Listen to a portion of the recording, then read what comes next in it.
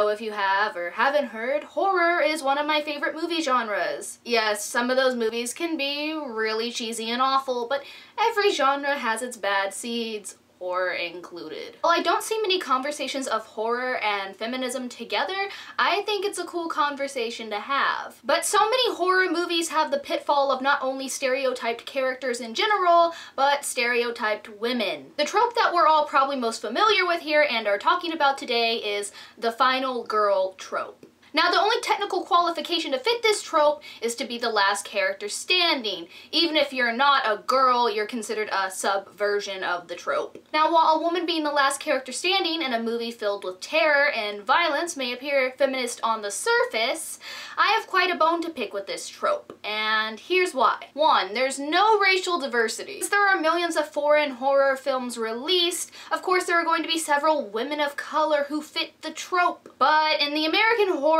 genre, diversity is severely lacking. This lack of diversity includes Black, Latina, Asian, and Native American women. Of course, when there's a lack of diversity in something, there's going to be a few outliers, but that's why it's called lack of diversity and not zero diversity. People of color in horror movies are often tokenized, stereotypes included, in a way that restricts the entire cast's diversity. For example, if there is a Black female character in a horror movie, she would probably not only be the only Black character in the movie, she would probably be the only person of color in the movie, period. For some reason, simply being a person of color is the only role actors of color are allowed to fulfill. Because apparently only white characters can be the innocent girl, or the socialite, or the jock, or the nerd. Speaking of innocent, sexism. This trend isn't used so much more since our culture nowadays revolves a lot more around sex. In the past 2 decades, some filmmakers have tried to do away with the virginal final girl trope, but the horror Madonna complex is still kind of strong in modern horror. As in, the virgin being more likely to be the final girl than the girl who has casual sex, or hell, even sex within a committed relationship.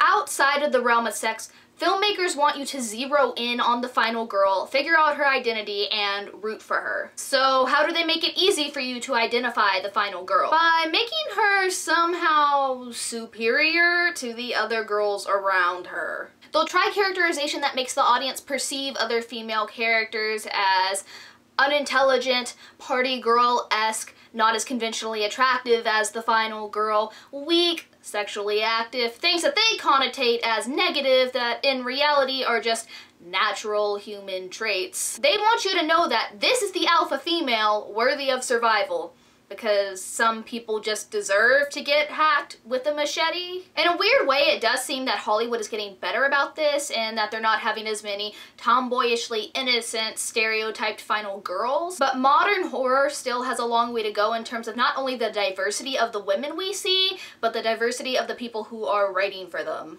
It's a pretty well-known fact that majority of producers, directors, and writers in Hollywood are men, and this can definitely show sometimes. A lot of horror movies with a female final girl have a male majority and spend more plot time focusing on her relationship with these men than her relationship with other genders. There are female-centric horror movies that exist, and some of them are my personal favorites, but I think men have such a hard time writing 6 or more individualized female characters because they've spent most of their life seeing women either as stereotypes or in the supporting role. Women and people who aren't men can hold the attention span of an audience just as well as men can. I promise you. And finally, queer people?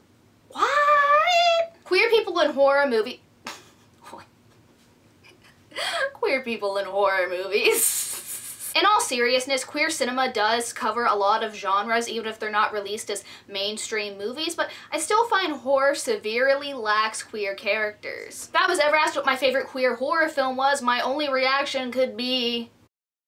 In the few films that actually do have queer characters, I find that the queer men are often stereotyped, the queer women often sexualized and villainized, and the queer characters who aren't in the gender binary are... non-existent. Remember that most movies, even ones featuring queer characters, are shot through a heteronormative perspective. So this is shot through the perspective of someone who sees queer men as stereotypes, queer women as puppets to have sex on screen and stimulate the audience, and queer NB people as...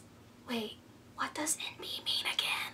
Okay, you're probably wondering why I split my problem with the final girl into different categories of diversity versus just using lack of diversity as a single bullet point.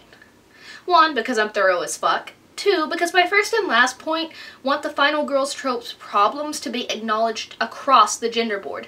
I think a problem with some forms of feminism is that it lacks intersectionality and recognition of varying systems of discrimination, oppression, etc. Basically, just because you're a woman doesn't necessarily mean you're the least privileged person in the room. If you're a white woman, you have a major edge in the wage gap compared to people of color in the disabled community. If you're a straight woman, you don't personally understand the struggle for varied and substantial queer representation. If you're a cis woman, you have extreme privilege in terms of representation, considering 99% of female characters, even trans women, are played by people who are cis. Of course, these are just a few examples of intersectionality and the role it plays in privilege dynamics. Essentially, in horror, a revamp of what we consider a relatable protagonist to root for is necessary in terms of racial, queer, and female representation. We can still show appreciation for old final girls we enjoyed, but you have to admit, it'd be pretty cool to see Terry Crews rip Freddy Krueger in half, Laverne Cox solve a murder mystery, or Ellen Page shoot a harpoon through a sharktopus. So what's your favorite scary movie or character from a scary movie? Let me know in the comments down below, and as always, I'm the Feminist, and see you next week.